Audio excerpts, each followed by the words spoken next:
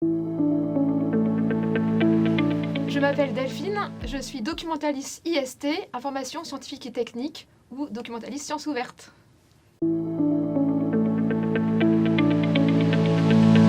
J'ai choisi d'apporter 2 badges. Je soutiens la science ouverte et je soutiens le libre accès, avec le cadenas qui est le symbole du libre accès aux publications scientifiques.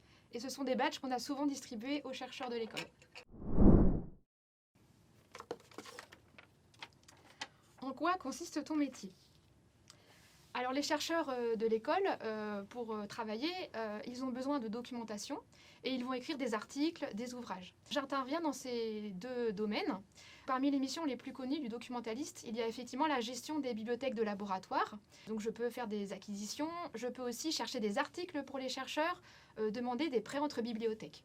Je vais aussi accueillir les nouveaux arrivants, les doctorants, pour leur montrer les ressources électroniques, leur montrer comment utiliser les bases de données ou les outils pour gérer leur bibliothèque de référence. Et puis il y a tout l'aspect science ouverte. Alors la science ouverte, c'est la diffusion des résultats, des publications, des méthodes de la recherche scientifique.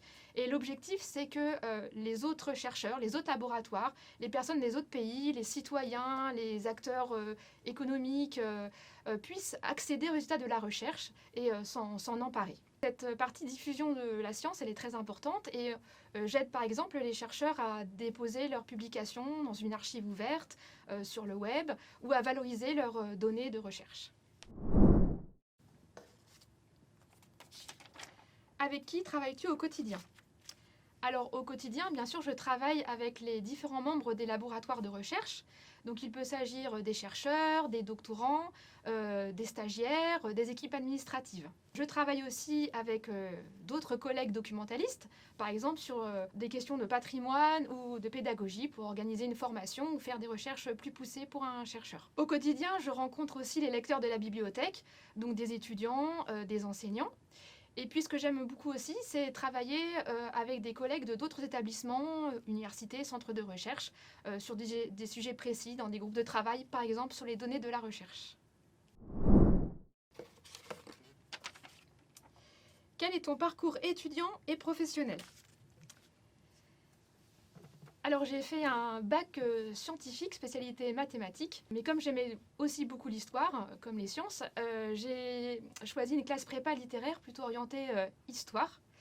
Et ensuite je suis allée vers une licence histoire avec une option documentation. J'ai toujours été très intéressée par tout ce qui était information, métier de la culture. J'ai enchaîné avec une maîtrise vraiment sciences de l'information, documentation, et avec un Master 2, métier de la culture, avec une spécialité archives. Et donc j'ai ensuite commencé par être archiviste. Et puis j'ai passé un concours de chargé d'études documentaires pour différents ministères.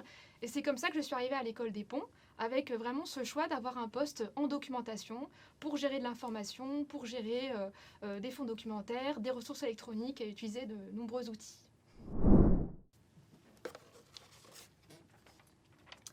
Quels sont les sujets qui te tiennent à cœur dans ton métier ? J'en ai déjà un petit peu parlé tout à l'heure, c'est la science ouverte, parce que je trouve que c'est très important de diffuser la recherche pour les autres chercheurs, pour les citoyens, pour toute la société, les autres pays, ainsi que sensibiliser non seulement les chercheurs, mais aussi les futurs chercheurs, donc les étudiants par exemple.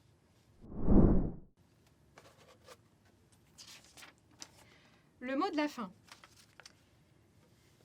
Je dirais que pour être documentaliste, il faut être curieux et polyvalent. Alors pourquoi la curiosité ? Parce qu'on va travailler avec différents laboratoires qui ont des thématiques variées. L'économie, la ville, les transports, les mathématiques par exemple. On va s'intéresser à tous ces sujets, non seulement en commandant des ouvrages par exemple, mais aussi en rencontrant les nouveaux doctorants. Et puis la polyvalence, parce que bien sûr, si c'est connu qu'on va travailler avec des ouvrages, on va être dans les bibliothèques, on va manipuler des cartons peut-être de documentation, on va aussi être beaucoup sur des outils informatiques qui évoluent très vite et il faut savoir s'adapter. Et on va aussi travailler avec des publics très différents.